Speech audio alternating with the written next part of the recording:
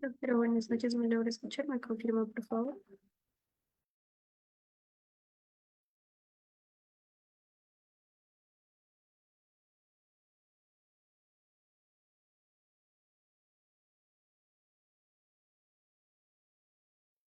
Doctora, se encuentra en sala.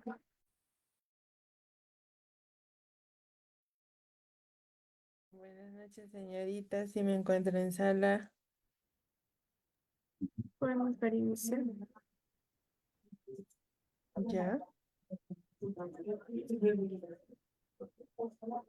Buenas noches, estimados participantes. Les saluda María, asesora académica del Centro de Capacitación Internacional Público Privada Valenos. Agradecidos por su participación al curso de hematología y banco de sangre, que estará a cargo de la bióloga Diane Catering. Asimismo, para el buen desempeño de la bióloga, se les recomienda por favor mantener las cámaras y micrófonos apagados. Y para las dudas o consultas, la bióloga les estará observando al final de esta ponencia. Del mismo modo, si desean adquirir la clase grabada más el material de estudio más la certificación, estaré dejando mi número en el chat del Zoom. Buenas noches, bióloga Diane, le doy pases de poner.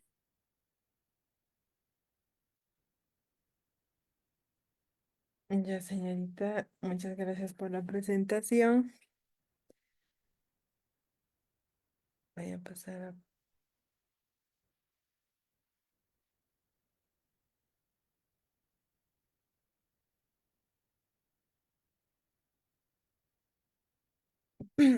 Como la señorita ha dicho, el tema de hoy es hematología y banco de sangre, ¿no?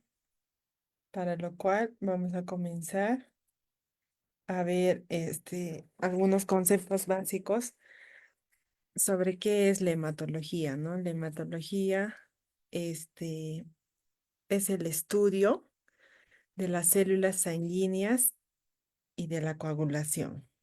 Esa es la hematología, ¿no? Es el estudio rutinario, este, de la hematimetría, ¿no? Por lo cual nosotros, por ejemplo, gracias a la hematología, gracias al hemograma, por ejemplo, podemos ver, por ejemplo, los valores, en cuanto a las células, ¿no? Que conforman la sangre, ¿no? Como son los leucocitos, ¿no? Los hematíes, las plaquetas y todo eso, ¿no? Por ejemplo, como les he dicho, la sangre total está conformada por los glóbulos rojos, glóbulos blancos, las plaquetas, ¿no? Y vamos a ahora ver cada una de estas células, ¿no? Por ejemplo, vamos a hablar sobre los leucocitos, ¿no? Que, o también llamados glóbulos blancos. Son células que están principalmente en la sangre y circulan por ella con la función de combatir las infecciones o cuerpos extraños, ¿no? Los glóbulos blancos. Son prácticamente como los soldados, ¿no? Que se van a encargar de defendernos, ¿no? Ante cualquier cuerpo extraño que quiera ingresar a nuestro organismo, ¿no? Se llaman glóbulos blancos, ya que este color es el de su aspecto al microscopio. Por eso tiene ese nombre, ¿no? De glóbulos blancos. Hay diferentes tipos de glóbulos blancos, como vemos, por ejemplo, vamos a ver más adelante en un hemograma qué aspectos nosotros evaluamos. Por ejemplo, hay los polinucleares, ¿no? Dentro de ellos están los neutrófilos, eosinófilos y los basófilos, ¿no? Los mononucleares, dentro de ellos están los linfocitos y los monocitos, ¿no? El origen de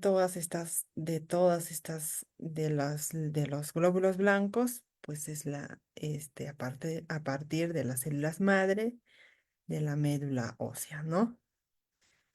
¿Para qué se realiza su estudio, por ejemplo, de los leucocitos? ¿Qué nos da a entender en un hemograma nosotros cuando hacemos un recuento, por ejemplo, de leucocitos? ¿Qué nos da a entender? Pues si nosotros encontramos digamos, leucocitos en la sangre, pues esto va a ser nos va a ayudar a diagnosticar enfermedades si quizá el paciente tiene enfermedades infecciosas, inflamatorias, el cáncer, leucemias, ¿no? ¿No? Esas enfermedades puede tener en cuanto cuando nosotros hacemos un recuento, ¿no? Pero también vamos a ver, como hemos visto, los glóbulos blancos tienen, hay varios, ¿no? O sea, como los eosinófilos, todos. Entonces, eso, si nosotros encontramos, por ejemplo, eosinófilos, que nos da a entender si nosotros encontramos basófilos, ¿qué, no? Entonces, vamos a verlos más adelante, ¿no? Cuando nosotros, cuando en la medición de leucocitos se ven células jóvenes, ¿no? Aparecen los neutrófilos con núcleo en forma de bastón callados, ¿no? Y un aumento del porcentaje de los glóbulos blancos, ¿no? Polimorfonucleares, esto se denomina como desviación a la izquierda, ¿no? Acá puede que tenga que infecciones bacterianas agudas, un cuadro quizá de apendicitis, ¿no? O también puede ser el abdomen agudo, ¿no? Como acá vemos, ¿no? Por ejemplo, los poliformos nucleados, ¿no? En la forma de bastones, ¿no? En la imagen, ¿no? Los valores normales de leucocitos, como nosotros lo vemos, por ejemplo, en un hemograma, en un recién nacido es de 10 a 26.000, ¿no? Entre los cúbicos, a los 3 meses de 6 a 18.000, al año de edad de 8 a 16.000, entre los 3 y 5 años de 10 a 14.000, de los 5 a 15 años, de los 5.5, ¿no? A 12.000, en un hombre adulto es del, ¿no? De 4.5, ¿no? A 10.000, y en una mujer adulta también, ¿no? El mismo valor. ¿Qué indican los resultados anormales? Por ejemplo, un número disminuido de leucocitos, que nos quiere decir que tiene leucopenia, ¿no? Pueden aparecer en qué enfermedades, un número disminuido de leucocitos, si nosotros observamos en menor valor al valor normal que hemos visto, ¿no? Entonces ahí, ¿qué puede haber? Pues puede ser una enfermedad de fallo en la médula ósea, quizá por tumores, fibrosis, intoxicación, ¿no? Quizá enfermedades autoinmunes como el lupus, enfermedades del hígado, riñón, exposición a radiaciones, presencia de sustancias citotóxicas, ¿no? Un número aumentado de leucocitos es la leucocitosis, ¿no? Ya también observamos mayor valor al valor normal, ¿no? Acá puede ser, ¿a qué se debe esto? Pues puede ser daño de tejidos en quemaduras, enfermedades infecciosas, enfermedades inflamatorias, ¿no? Por alergias o reumáticas, el estrés, la leucemia, ¿no? Entonces, eso.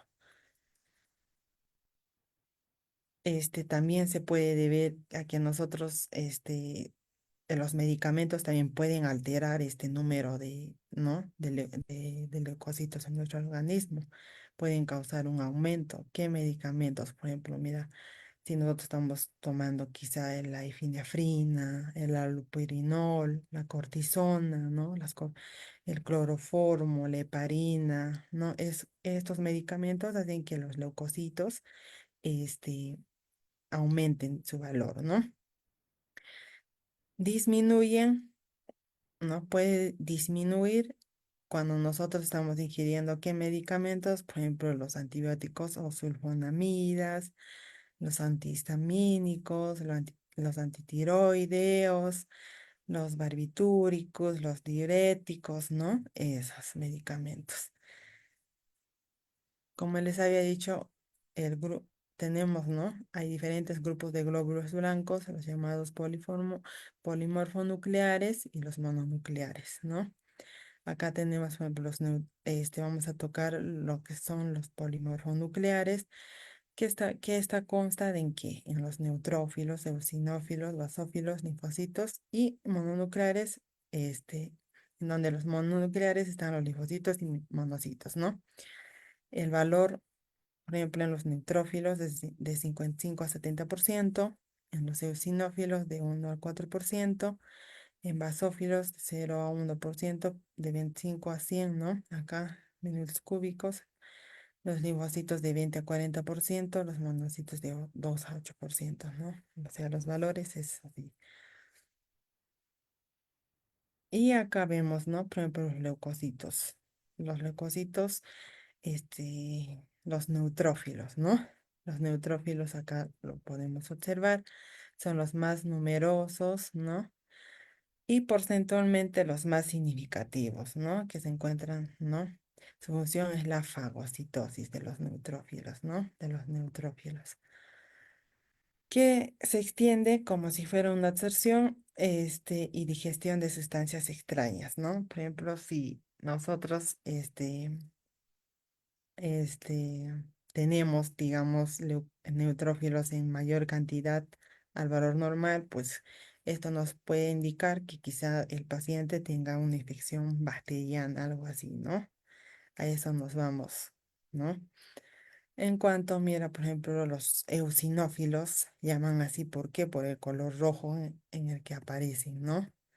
En el que aparecen al microscopio por una tinción con eosina, ¿no? Pero se llega a observar así tal cual, ¿no? Si estas suelen estar elevadas en ciertas enfermedades causadas por qué, o sea, si nosotros encontramos eosinófilos en una paciente, ¿no? Al valor normal, pues ya nos vamos, ¿por qué? Porque quizá tenga una alergia o por quizá el paciente tenga una infección parasitaria, ¿no?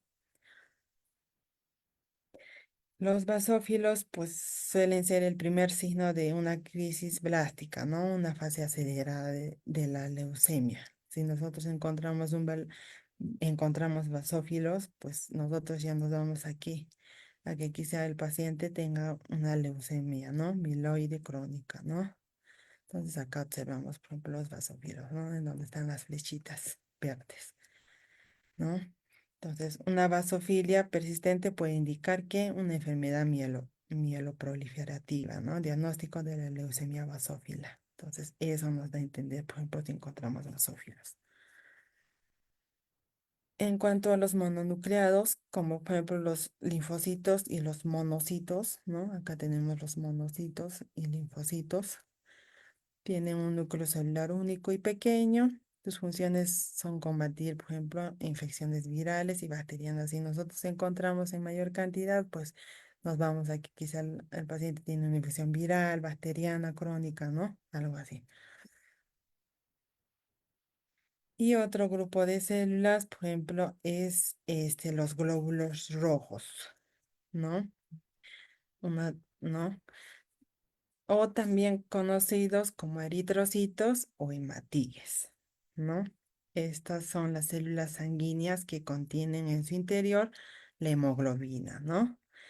La hemoglobina, ¿qué es? Es una proteína que porta el oxígeno a células y tejidos del cuerpo, ¿no?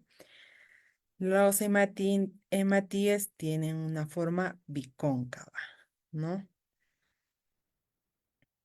Como les había dicho, estas se encargan del intercambio de oxígeno por dióxido de carbono en los tejidos, ¿no? Además, su membrana de los hematíes es flexible, ¿no? Lo que les permite a los glóbulos rojos, atravesar los más estrechos capilares, ¿no?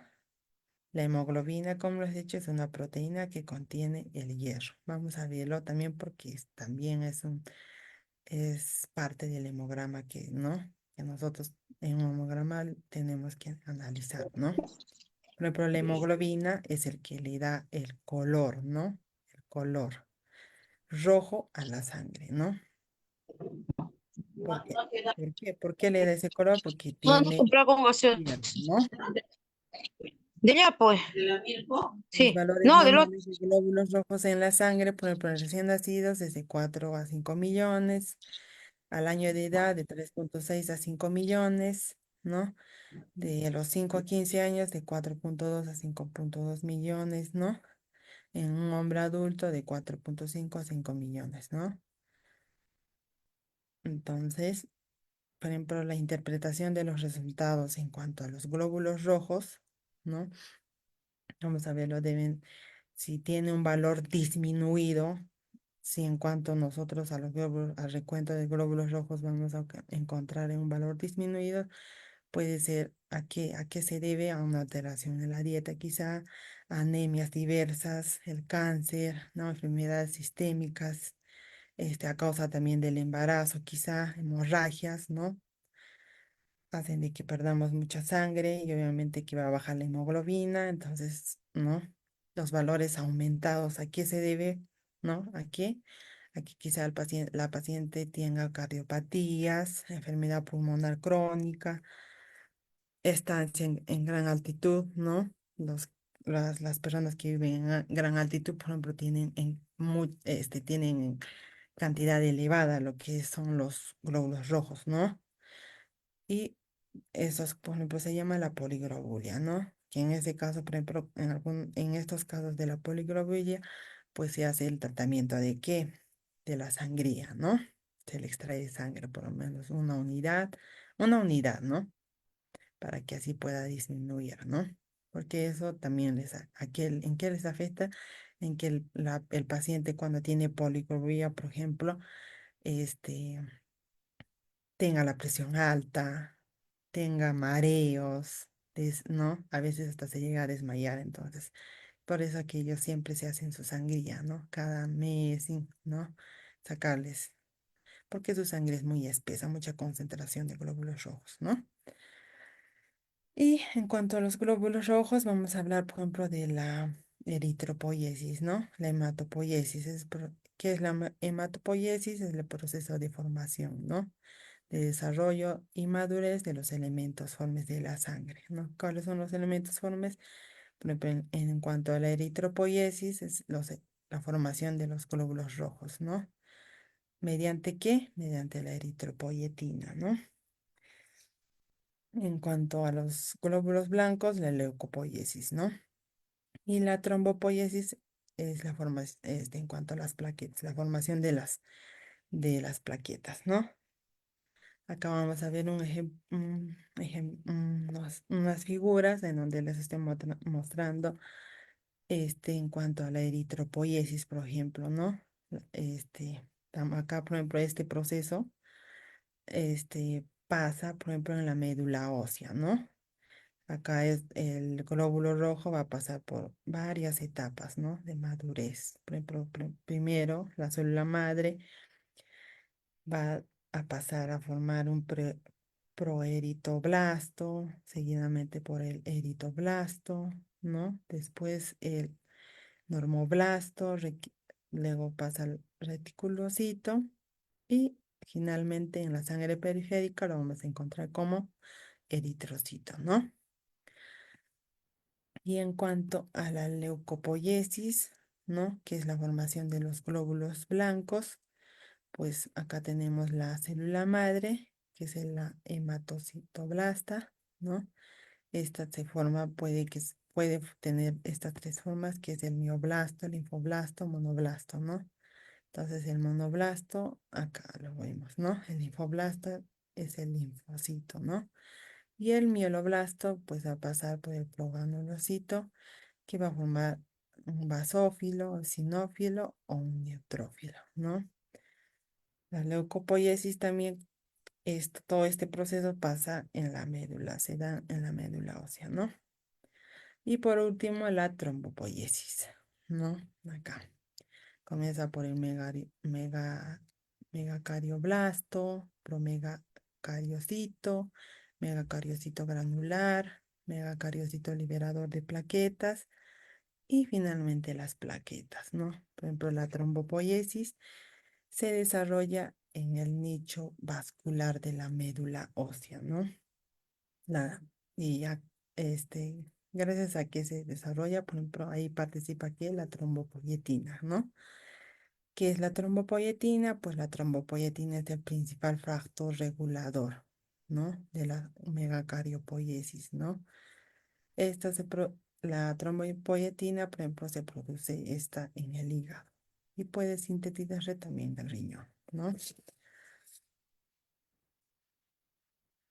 Y como les he dicho, otro también, que es muy importante, es la hemoglobina, ¿no? En un hemograma también se halla el valor de la hemoglobina, ¿no?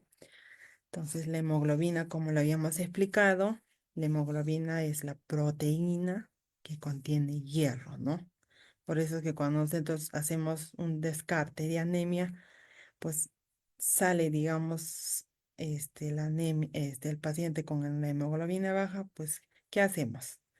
Pues le decimos que tiene que darle el sulfato de el Ferrimax, depende, ¿no? Si es niño, en gotitas o si es adulto, ¿no?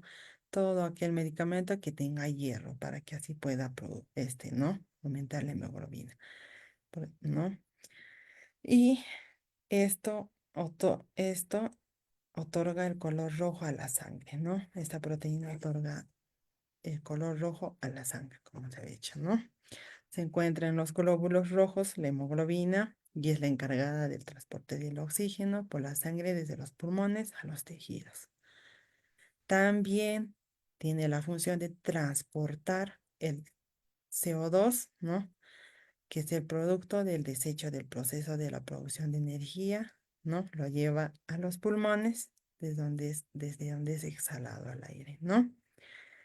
El análisis de la hemoglobina se realiza gracias a que nosotros necesitamos hallar un valor para poder sacar, ¿no? Para poder tener el valor de la hemoglobina, que es el sacar, por ejemplo, el hematocrito, ¿no? Que vamos a verlo ahorita, ¿no? Los valores normales, por ejemplo, de la hemoglobina en un recién nacido es de 13,5 a 19,5, a los 3 meses de 9,5 a 12,5, al año de edad de 11 a 13, ¿no? De los 5 a 15 años de 11,5 a 15, en un hombre adulto de 13 a 16 y en una mujer de 11,5 a 14,5, ¿no? Este valor, por ejemplo, de la hemoglobina lo vamos a obtener gracias al hematocrito, ¿no? ¿Qué indican los resultados cuando el nivel de la hemoglobina en un análisis aparece debajo, como les he dicho, debajo de los niveles normales? Pues esto nos va a dar a entender que quizá el pacientito o la paciente pues tenga anemias, ¿no? Primarias, cáncer. En el embarazo también, ¿no? Pasa. Las mujeres embarazadas tienen hemoglobina baja, ¿no? También enfermedades renales, enfermedades autoinmunes, hemorragias, ¿no? Quizá linfomas, ¿no? Problemas de alimentación, ¿no? El nivel bajo de hemoglobina suele acompañarse de un nivel bajo también de hematocrito, ¿no? Obviamente, si eso está bajo, el hematocrito también va a bajar, ¿no? Si el nivel de hemoglobina aparece en un valor alto, ¿esto a qué se debe? Pues de que el paciente puede que tenga cardiopatías, deshidratación, enfermedades pulmonares crónicas, estancias en lugares, ¿no? De mucha altitud, la poliglobulia acá, ¿no? Y acá tenemos el hematocrito, ¿no? Gracias al hematocrito nosotros vamos a poder sacar el valor de la hemoglobina. El hematocrito es lo que se describe el porcentaje de células de glóbulos rojos, ¿no? Con respecto al volumen total de sangre, ¿no? Por lo tanto, es la relación del volumen de eritrocitos con el de la sangre total, ¿no? Por ejemplo, para hacer el hematocrito, nosotros tenemos que obtener, ¿no? La muestra de sangre y ponerlo en los tubitos capilares, ¿no? Y sellarlos, ¿no? Y después se lleva a la centrífuga, ¿no? Especial, ¿no? Para poder centrifugar. Después de eso nos bota el tubo capilar y medimos en nuestra tablita, ¿no? Para ver si está, digamos, en 45%, en 50%, ¿no? Dependiendo, ¿no? Y ese valor, digamos, si sale 49, se divide, ¿no? Por ejemplo, en 3,1416 y ahí nos bota el valor de la hemoglobina, ¿no? Para sacar. Los valores normales de hematocrito, por ejemplo, en un recién nacido es de un 44,56 al año de edad, de 36 a 41, en un hombre adulto de 40 a 54, mujer adulta de 37 a 47%, ¿no? Entonces, así se realiza el hematocrito. ¿Qué indican los resultados altos? Por ejemplo, índice bajo de hematocrito, pues es igual que, que la hemoglobina, ¿no? Si esto baja, el otro va a bajar. Entonces, el paciente tiene anemia, embarazos, hemorragias, hipertiroidismo, hemólisis quizá, ¿no? Destrucción de los glóbulos rojos por una transfusión, ¿no? Leucemias, problemas de alimentación, ¿no? Artritis quizá. Un nivel alto de hematocrito pues puede deberse aquí a cardiopatía, deshidratación, eclampsia en el embarazo, ¿no? La eclampsia también hace que el hematocrito tenga un valor alto, ¿no? También el exceso de formación de hematíes, la poliglobina, eritrocitosis, ¿no? La policitemia vera, el shock, ¿no? La poliglobulia, ¿no? Las Y también, conjuntamente con estos valores que ya hemos visto, la hemoglobina y el hematocrito, pues también se hallan algunos índices eritrocitarios muy importantes, ¿no? Por ejemplo, son los parámetros que relacionan el índice de hematocrito, la hemoglobina y el número de hematíes, ¿no? ¿Cuáles son? Por ejemplo, ahí tenemos el BCM. ¿Qué es el BCM? Es el volumen corpuscular medio, ¿no? El BCM es una forma de expresar el tamaño de los eritrocitos, por ejemplo, ¿no? Para ver qué tipo de anemia tiene, ¿no? El tamaño de los glóbulos rojos nos puede definir, ¿no? Por ejemplo, si la anemia, como les he dicho, si la anemia es microcítica o macrocítica, ¿no? Si es microcítica, este es menor a lo normal, ¿no? Los glóbulos rojos van a ser pequeños. Normocítica, si es normal. Y macrocítica, pues los glóbulos rojos van a tener un tamaño mayor, ¿no? Pero pues el valor normal es de 82 a 92 femtolitros por unidad, ¿no? Y este valor del volumen corpuscular medio, pues se calcula dividiendo el valor hematocrito entre el número de glóbulos rojos o hematíes, ¿no? Así se halla el volumen, el BCM. Otro índice eritrocitario, por ejemplo, es la hemoglobina corpuscular media, ¿no? Esta nos va a ayudar a que por ejemplo, el valor de la hemoglobina corpuscular media se haya dividiendo la hemoglobina, ya también entre el número de glóbulos rojos de Matías, ¿no? Los valores normales es de 27 a 31 picogramos, ¿no? Si el valor es normal, la anemia será normocrómica, ¿no? Si es bajo, será una anemia hipocrómica, ¿no? Y si es, por ejemplo, esté elevado, pues va a ser hipercrómica acá, ¿no? Entonces, estos índices eritrocitarios, pues nos van a ayudar a ver qué tipo de anemia tiene, ¿no? Este, el paciente, ¿no? Para ver si es normocítica, macrocítica, hipocrómica, ¿no? Entonces, eso.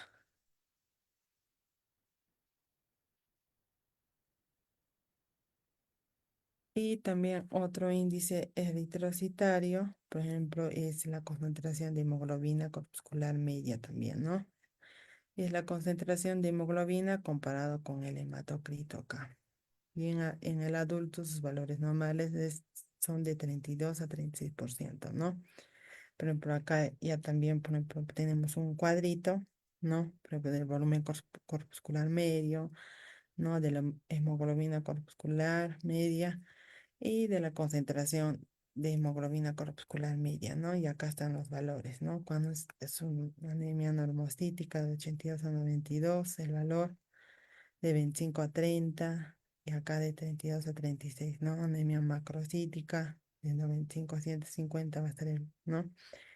En cuanto a la hemoglobina de 30 a 50, en cuanto a la concentración de 32 a 36, ¿no? Y igual en la anemia microcítica, ¿no? De 50 a 80 en el volumen corpuscular medio. Este, en cuanto a la hemoglobina, de 12 a 25, y en cuanto a la concentración de hemoglobina corpuscular media de 25 a 30, ¿no? Entonces, estos índices son muy importantes, ¿no? Acá en lo que es macrocítica, normocítica es en cuanto al tamaño, ¿no? En cambio, como es de la hemoglobina, pues la hipercómica, hipocrómica y normocrómica, pues se va a deber en cuanto al color, ¿no? Al incremento de la pigmentación. Por ejemplo, en la hipercrómica, pues la pigmentación va a ser excesiva, ¿no? Excesiva. Entonces, esto es de acuerdo al color ya también. Las posibles causas de la alteración de los parámetros hematimétricos es, pues, como les he dicho, puede que sea la macrocítica, puede deberse a que, si tiene una anemia macrocítica, por ejemplo, pues puede deberse a que tenga el paciente que, defectos del ácido fólico, de vitamina B2, enfermedades hepáticas, alcoholismo, ¿no? La anemia microcítica puede deberse a anemias por falta de hierro, por talasemias, anemia hemolítica por defectos hereditarios, ¿no? En la síntesis de la hemoglobina, ¿no? La hipocromía suele coincidir con la microcitosis, ¿no? La falta de hierro, porque acaba de tener una pigmentación baja, ¿no? Porque en el hiper ya también tiene pigmentación fuerte, ¿no? Entonces, en la hiper suele aparecer con la macrocitosis, ya también se deriva de efectos del ácido fólico, de vitamina B2, excesos, ¿no? Enfermedades hepáticas, alcoholismo, ¿no? Y por último, acá tenemos el último, que son las plaquetas o trombocitos, ¿no? Las plaquetas son células producidas por los megacariocitos, ¿no? En la médula ósea, mediante el proceso de la fragmentación, ¿no? ¿No? Estas circulan en la sangre y tienen un papel muy importante en la coagulación, por ejemplo, las plaquetas, ¿no? Porque cualquier herida que nosotros nos hagamos o algún corte, pues ¿quiénes son las primeras que van a ir ahí a la herida y van a encargarse de coagular y cicatrizar? Pues son las plaquetas, ¿no? Para ello forman nudos en la red van a tener que hacer, ¿no? Liberan sustancias importantes para hacer la coagulación, ¿no? Las alteraciones en el número de plaquetas, así como en su tamaño, pueden ser clave del diagnóstico, ¿no? Hay una gran variación en el rango de recuento de plaquetas, por ejemplo. Los valores normales, por ejemplo, es de 150.000 a 400, ¿no? Metros cúbicos. El significado de los resultados anormales, la disminución en el número de plaquetas, se denomina que trombocitopenia. Y el aumento, la trombocitosis, ¿no? Cuando existe la trombocitopenia, por ejemplo, ¿a qué va a estar asociada? ¿A qué tipo de enfermedades? Pues ahí quizá la paciente tenga una coagulación intravascular, diseminada, anemia hemolítica, disminución de la producción en el caso de la anemia, invasión de la médula ósea, leucemias, prótesis de válvula coronaria, transfusión de sangre, ¿no? Esas, ¿no? En cuanto a la trombocitosis es el aumento, ¿no? Como les he dicho, acá es la disminución y en la trombocitosis el aumento. Puede deberse a qué? Pues a la anemia por déficit de hierro, enfermedad de Kawasaki, el síndrome de nefrótico, traumatismos, ¿no? Tumores, trombocitosis primaria, ¿no? A esas enfermedades se puede ver que las plaquetas estén en un valor alto. Y como les había dicho, las plaquetas van a cumplir un rol muy importante que es la coagulación. Y nosotros vamos a ver acá más o menos cómo se hace el examen por ejemplo, para ver el tiempo de la coagulación, ¿no? El tiempo de la protrombina, por ejemplo, que es muy importante. ¿Qué es la protrombina, ¿no? El tiempo de la protrombina, que ese es en un laboratorio se halla esto, ¿no? Este valor. El tiempo de la protrombina, pues nos va a proporcionar ¿qué? La información sobre la concentración normal o disminuida, ¿no? De los factores de coagulación de la vía extrínseca, ¿no? la mayor parte de los factores de la coagulación son producidas en el hígado, ¿no? Y es necesaria la vitamina K para la síntesis de esto, ¿no?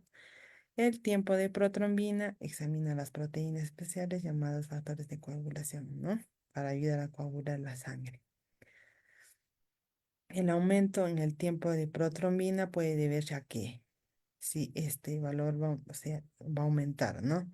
A una obstrucción de las vías biliares, la coagulación intravascular diseminada, hepatitis, enfermedad hepática, mala absorción, ¿no? Y nosotros, por ejemplo, el tiempo de la protrombina también vamos a esto, ¿no? Vamos a hallarlo gracias a que nos va a permitir evaluar la porción del fibrinógeno, por ejemplo, ¿no? En el mecanismo hemostático, ¿no? El tiempo de la protrombina, por ejemplo, se realiza así. Acá tenemos, ¿no? ¿Qué necesitamos para esto? Muestra de sangre venosa con citrato de sodio, ¿no? Centrifugar la muestra por 5 minutos y obtenemos el plasma, ¿no? Preincubar a 37 grados Celsius el plasma, luego pipetear 200 microlitros, ¿no? De protrombina en un tubo limpio e incubar a 37 grados Celsius en baño de María, pipetear 100 microlitros de muestra previamente incubada, ¿no? Como hemos incubado, simultáneamente poner el cronómetro en marcha hasta la detección del coágulo, ¿no? Y así, acá, ¿no? Acá tenemos, acá ya tenemos la protrombina, acá hemos mezclado, como se dice, y vemos hasta que se pueda formar el coágulo. Y acá calculamos en cuánto tiempo, de acuerdo a eso, ¿no? El valor normal, por ejemplo, es de 10 a 14 segundos, ¿no? Entonces, ahí, ¿no? Así se realiza. Y como les he dicho, si esto aumenta, tiene un valor, o sea, si acá, digamos, se coagula quizá en 20 o en 25 segundos recién, ¿no? Depende, pues puede deberse a, a estas enfermedades. Este paciente puede que tenga estas enfermedades, la hepatitis, enfermedad hepática, ¿no? Y también tenemos el tiempo de la tromboplastina parcial activada, ¿no? El tiempo de la tromboplastina parcial activada, pues es una prueba que demuestra deficiencias en el sistema intrínseco ya también. La protrombina, era extrínseco, ¿no? Lo importante de esta prueba es el empleo de una tromboplastina parcial en un lugar de completa como la utilizada en el tiempo de la protrombina, ¿no? Mide el tiempo en que se forma el coágulo en una muestra de sangre también, ¿no? Un coágulo es como ¿qué es un coágulo? Un coágulo es como un grumo espeso de sangre, ¿no? Como nosotros sabemos. A veces se produce incluso, cuando nosotros tenemos mucho sangrado, entonces se producen los coágulos por sí solos, ¿no? En cortes, raspaduras, ¿no? Y acá tenemos cómo se hace el tiempo de la tromboplastina parcial, por ejemplo. Obtenemos la muestra de sangre venosa con citrato de sodio, centrifugar por 5 minutos, ¿no? Mezclar e incubar por 3 minutos en baño de María, ¿no? Calentar previamente el cloruro de calcio, ¿no? Por 3 minutos en baño de María a 37 grados Celsius, añadir 100 microlitros de calcio previamente incubado a la preparación, ¿no? Simultáneamente poner el cronómetro hasta la formación del coágulo, ¿no? Entonces, este es el proceso. Pero lo que más se ve es el tiempo de protrombina, ¿no? Conjuntamente con eso también, cuando nos piden, ¿no? En un examen. Entonces, esos son los exámenes para ver lo que es la coagulación, por ejemplo. Y ahora nos pasamos a hablar sobre el banco de sangre, ¿no? El banco de sangre, este, es un área donde va, quienes van a participar, pues van a participar el donante de sangre, ¿no?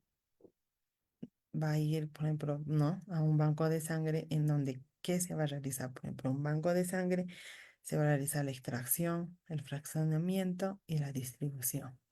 ¿Para qué? Con la finalidad de que, esto se pueda,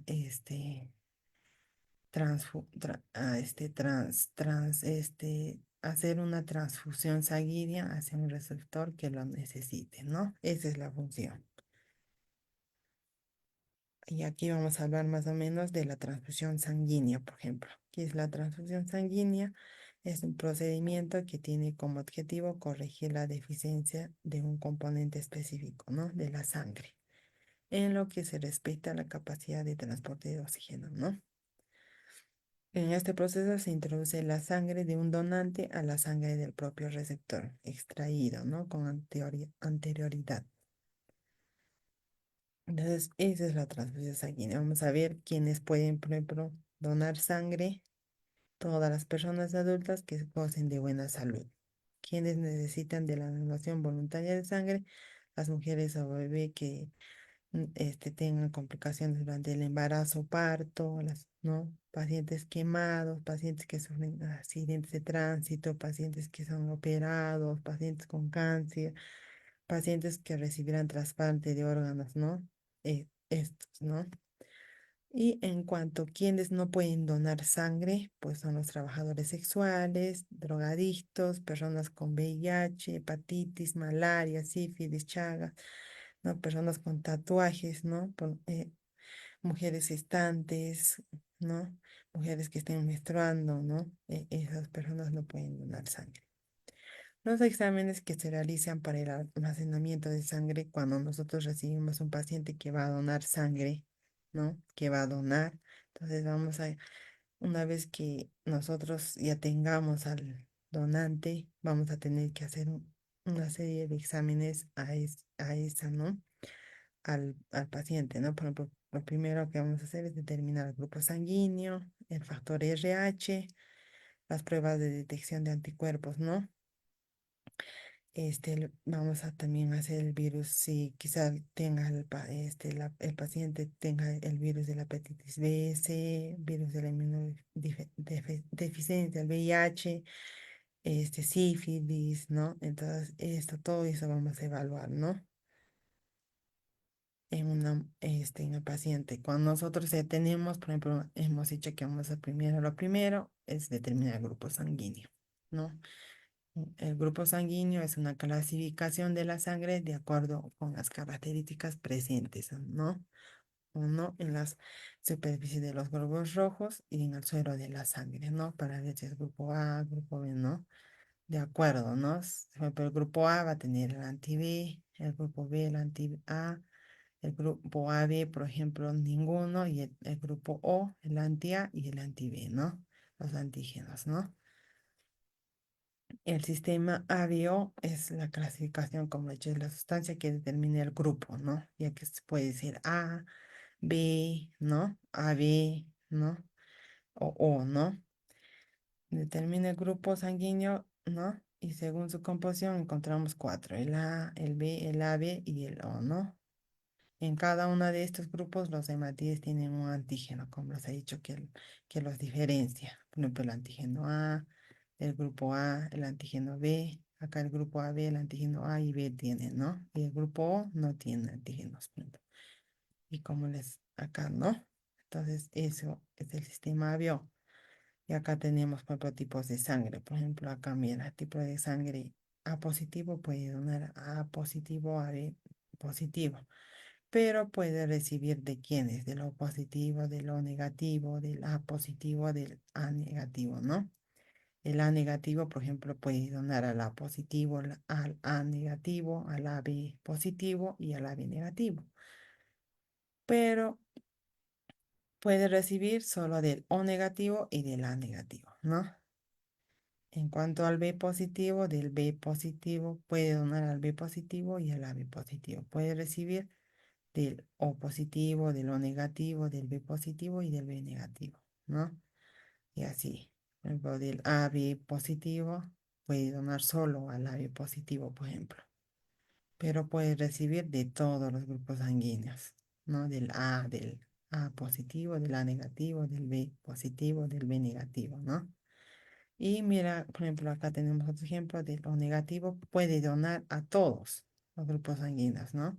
Pero solo puede recibir de quién, solo del O negativo, ¿no? Entonces, así, es muy importante, por ejemplo, cuando estamos haciendo una transfusión sanguínea, determinar, ¿no? Y el otro valor es el factor RH. ¿no?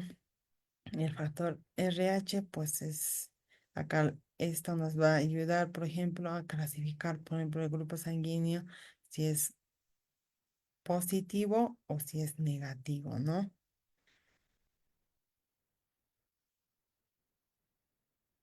Y en cuanto a esto es muy importante porque, digamos, como les he dicho, si es O negativo, solo puedes recibir el O negativo, ¿no? Es muy importante determinar el factor RH, por ejemplo. Por ejemplo, acá como dice en su sangre se clasifican como RH positivos, mientras que aquí ya sin los factores se clasificarían como RH negativos y solo podrán recibir sangre de los donantes RH negativos, ¿no? Entonces es muy importante determinar si es positivo o negativo, ¿no? El factor RH. Y cuando nosotros hacemos una recolección de sangre, por ejemplo, necesitamos, ¿no? Por ejemplo, ¿cuánto se dona en un banco de sangre cuando hacemos, por ejemplo, es una unidad, que son que cuesta se recogen en 450 ml, ¿no? Es la cantidad segura que se puede extraer, ¿no? A una persona que pese más o menos 50 kilos, ¿no? Esto se realiza en un sistema cerrado de bolsas, ¿no? En distintas presentaciones dependiendo, ¿no? De los componentes sanguíneos que queramos obtener de este donante, ¿no? Y obviamente que las bolsas van a tener anticoagulante y conservantes para que se puedan conservar, ¿no? Estas bolsas plásticas son estériles y de fácil manejo en el fin de facilitar el racionamiento de la sangre, ¿no? Estas durante la extracción y esto para nosotros recolectar la sangre, obviamente que vamos a necesitar una balanza, ¿no? Que es la misión es medir la cantidad de cuánto ya estamos sacando y también de agitar la sangre para que no se pueda hemolizar, ¿no? Esto. Y acá tenemos algunas imágenes, por ejemplo, de la bolsa triple, el envase original, bolsa triple abierta, ¿no? Y como les había dicho, obviamente que cuando hacemos una extracción vamos a obtener sangre total, ¿no? Sangre total, que es la unidad de sangre extraída con un anticoagulante en una bolsa de 500 ml autorizada, ¿no? 450 y 50 ml, ¿no? Más o menos pues, de sangre nosotros vamos a sacar 450 ml, ¿no? Y 63 ml de solución anticoagulante va a contener la bolsa, ¿no? Esta puede ser almacenada entre 21 a 35 días dependiendo de la solución conservante utilizada, ¿no? Y acá, por ejemplo, tenemos un concentrado de glóbulos rojos, acá un concentrado de plasma, ¿no? El banco de sangre, como les he dicho, es un establecimiento autorizado para obtener, recolectar, conservar, aplicar y proveer sangre humana, ¿no? La función del banco de sangre es determinar quién es el donador ideal y de detectar las unidades infectantes, brindar, ¿no? Una sangre buena, ¿no? Al receptor prácticamente, ¿no? El banco de sangre, por ejemplo, tiene las siguientes funciones de lograr la satisfacción, necesidades a los clientes en cuanto a donantes, pacientes, servicios, el cumplimiento de, obviamente que todo esto va a ser bajo qué, bajo ah, tiene que cumplir que requisitos reglamentarios, normas vigentes, ¿no? Obviamente que tiene que tener mucho cuidado porque están manejando algo muy importante, ¿no? Van a hacer una transfusión sanguínea, entonces mucho cuidado al momento de analizar, de hacer la transfusión y todo eso, ¿no? Como les había dicho, por ejemplo, en cuanto a la conservación de la sangre total, si solo se va a atender, digamos, la conservación total de sangre, se conserva que a temperaturas de 2 a 6 grados Celsius, ¿no? Por 28 días, solo por 28 días, ¿no? El concentrado eritrocitario o paquete globular se almacena en las mismas condiciones que la sangre total, solo por 42 días en cuanto al concentrado eritrocitario. Esta se va a almacenar solo por 42 días. El concentrado plaquetario solo se puede conservar 5 días, más no. Y se conserva ¿a cuántos grados Celsius? A 22 grados Celsius. El plasma fresco se congela por debajo de los menos 20 grados Celsius, ¿no? El plasma fresco, ¿no? Está así. La bioseguridad, en cuanto al personal, ¿no? El equipamiento instrumental, obviamente, tienen que tener manejo adecuado de jeringas y agujas, al momento de recolección de sangre, evitar salpicaduras, derrames, ¿no? Preparaciones simples de sangre, ¿no? No tener contacto, quizá la sangre está contaminada, ¿no? ¿No? Es muy delicado, ¿no? Manejo de recipientes que contengan sangre o plasma, derrames, ¿no? Y conexión del equipo al donante, ahí también tiene que ser con mucho cuidado, ¿no? Porque va a ser contacto con sangre o piel y ver la reacción también. En cuanto a la serología en el banco de sangre, pues es verificar que la sangre no esté contaminada, ¿no? ¿Con qué? Con agentes patógenos como el VIH. Obviamente vamos a realizar las pruebas antes de nosotros, ¿no? Cuando vamos a recibir el paquete. Entonces, la hepatitis, no, tenemos que, nosotros ver, ¿no? Si esa sangre está bien o tal vez está contaminada con hepatitis, sarampión, sífilis, brucella, ¿no? Quizá, ¿no? Entonces, obviamente vamos a hacer las pruebas adecuadas, ¿no? Y acá un poquito también el concentrado de Matías, tenemos una imagen, ¿no? Acá ya lo han clasificado, por ejemplo, mira, acá positivo, O positivo y B positivo. Así se almacena un concentrado de Matías. Entonces, en un concentrado de Matías, por ejemplo, la extracción va a ser de 200 ml de plasma, ¿no? Una unidad de sangre total mediante centrifugación, ¿no? Contiene los hematíes contenidos en una unidad de sangre total más 100 ml de plasma residual, ¿no? Pero es el total de 200 ml, ¿no? Y esta, como les he dicho, se puede almacenar solo durante 35 días y a cuántos se refrigera, se conserva a 4 grados Celsius, mira, ¿no? Y esto, por ejemplo, el concentrado de hematíes es empleado en qué casos clínicos de enfermos normovolémicos, anemia aguda o crónica, en ese caso, ¿no? El plasma fresco congelado, acá lo vemos, por ejemplo, ¿no? Este es el plasma separado de la sangre de un donante y congelado a una temperatura inferior, ¿no? Menos 18 grados Celsius en las 8 horas siguientes a la extracción recién. Y esta sí se almacena a menos 30 grados Celsius, mejor que a menos 18, ¿no? Entonces este es para que se pueda conservar mejor a menos 30 grados Celsius, ¿no? Y tiene un periodo de caducidad de 12 meses, ¿no? Cuando está congelado, ¿no?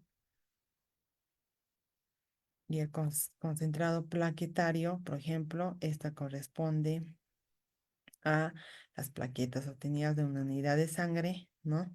Obtenida ¿por qué? Por centrifugación.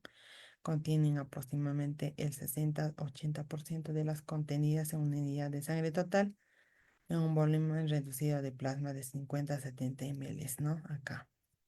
Entonces, y los equipos que nosotros necesitamos para el procesamiento de la preservación de la sangre, por ejemplo, en un banco de sangre, ¿qué equipo se necesita? Pues obviamente que van a necesitar el refrigerador de banco de sangre, ¿no? Para lo que son los paquetes, ¿no? Y también esto se usa para conservar la sangre, los glóbulos rojos, ¿no? El mezclador de bolsas de extracción, como les había dicho, esta ayuda a agitar y también ver, ¿no? Cuánto estamos extrayendo. El sellador permite el cierre hermético mediante calor para sellar las bolsas y la centrífuga, ¿no? Para la centrifugación de tubos hemoderivados para separar, ¿no? Según el hemodiderivado que nosotros necesitamos, si es plasma o plaquetas, ¿no? Acá tenemos la balanza, el agitador también de plaquetas, mira acá, también es un equipo, ¿no? Permite la conservación de concentrados de plaquetas a constante agitación y a 20 grados Celsius. La fuente de luz o caja de Houdelson para visualizar las reacciones de aglutinación en la mina ABO en la mina, ¿no? Si en caso no lo podemos hacer manualmente. Y los requisitos para donar, ser donante de sangre, pues es la identificación, ¿no? Del DNI, obviamente, entre 18 a 55 años, el peso, ¿no? Que sea mayor a 50 kilogramos, la talla, la presión arterial, que tiene con un valor histórico a menos, ¿no? Menor a 180, el pulso rítmico entre 50 y 100, gozar de buena salud, ¿no? Y diga los análisis laboratorios, ya lo hemos dicho, ¿no? Y con eso hemos terminado el curso de hoy. Espero que haya sido de su agrado y cualquier alguna pregunta que quieran realizar lo puedan realizar normal para poder espe- responder cualquier duda que ustedes tengan.